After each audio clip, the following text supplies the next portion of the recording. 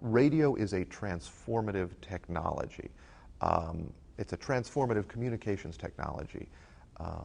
Like the telephone, like television, like the internet, it has an extraordinary impact on people's lives. In fact, I emphasize the importance of the radio because I argue that you can make a reasonable case that the emergence of radio has more impact on more people's lives than anything Franklin Roosevelt says or does during the 1930s.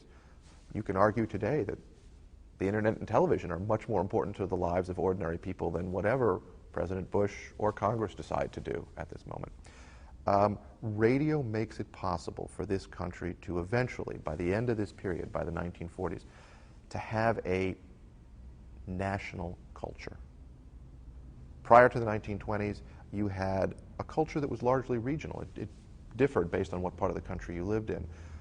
In the 1920s, that regional culture starts to give way to a national culture. It's an uneven and incomplete process. By the end of the 1940s, you have a national culture. And by what do that mean? That means that people around the country are listening to the same music programs. They're listening to the same soap operas. They're listening to the same dramatic programs like The Shadow, for example.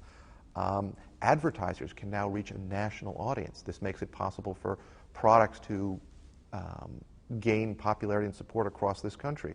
People start to drink the same beer across the United States. They start to eat the same breakfast cereal across the United States. Whether you consider this a good development or not, that's something that radio really makes possible. And I think above all, radio creates the possibility of what we call the shared national experience. It makes it possible for everyone in the country to simultaneously experience an event. Now, the event could be a political event like a presidential election. It could be a cultural event like a radio program or a musical performer. It could also be a sporting event.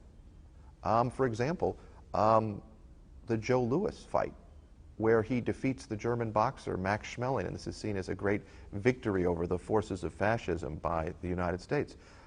That's a great shared national experience, and that's made possible by radio. So, I mean, radio it's truly transformative, and of course, you know, in the beginning, relatively few people have radios.